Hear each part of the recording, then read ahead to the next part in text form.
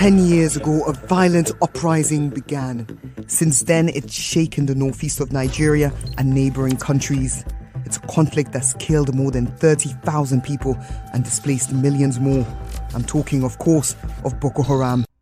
Boko Haram means Western education is forbidden. It was formed by this man, Mohammed Yusuf. He hated the West and was very critical of the government, which he saw as corrupt and un-Islamic. He was a charismatic speaker whose followers were a mixed bag, not only some of society's poorest, but also upper class and university students. In July 2009, Boko Haram staged a failed uprising against the Nigerian government. 800 people were killed and many of their members arrested. Authorities thought they'd successfully crushed the group when Mohammed Yusuf was killed in police custody.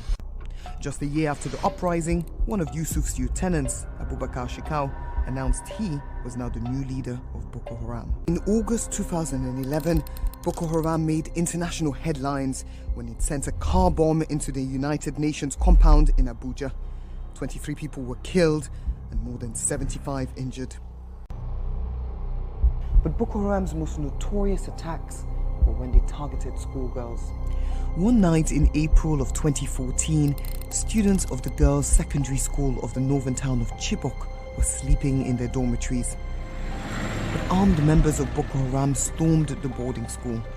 They bundled 276 terrified schoolgirls together and took them away. But although a number of them have been released in the last 5 years, more than 100 of the students are still missing. Kurujanta was once a village that lived in peace. Now it's a place of death. The village had no protection. On Tuesday it was attacked. Bodies were dumped in wells, a macabre sight as workers came from the Jos Central Mosque to recover them. Local people say between 100 and 150 died. Those figures can't be verified. We saw 7 bodies recovered. In this house, the charred remains of a 5-year-old child. There were also women killed. And inside this cardboard box, a sight too shocking to show: the burned body of a baby only a few months old. If the federal government of Nigeria can do justice, this is the right time for them to bring an end to this type of, because this is massacre, this is massacre, this is massacre. We don't know why, no. What did we do? What have we done? Why? No, it's terrible. This is my wife. You can see her, look at her. No, it's terrible, it's terrible. The victims here are Muslims, mostly from the Hausa tribe. Villagers claim the killers were Christians from the Biram tribe. The allegation is hotly denied by a Biram elder who claimed men from outside the area were responsible. One more atrocity in a trail of killing that's hard to comprehend, and it hasn't been one-sided. The grief has engulfed both Muslims and Christians. For now, this man mourns a wife who's had to share a grave with 4 other victims, and his 2 sons are still missing.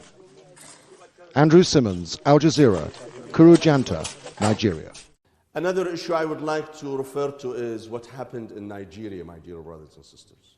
And look at the double standard ruling this world. When 16 people were killed in California, the entire world reacted by condemning that terrorism and that violence. When 130 people killed in Paris, the entire world and the entire human society reacted by condemning that violence and terrorism.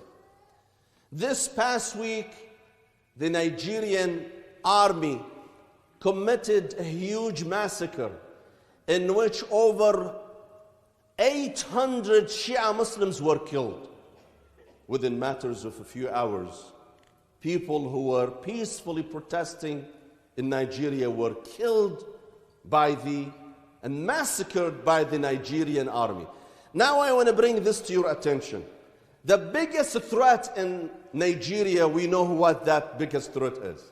It is Boko Haram, a terrorist organization that has been terrorizing people in Nigeria. For that coward military, Nigerian military, to go after, and instead of going after Boko Haram, They go after a bunch of peaceful people who are protesting peacefully, massacring them, killing them, including their leader, Sheikh Ibrahim al-Zakzaki, and his family, his wife and his children. 4 of his children were killed, including his wife, and the man was severely injured. Why is that? Isn't this another form of terrorism?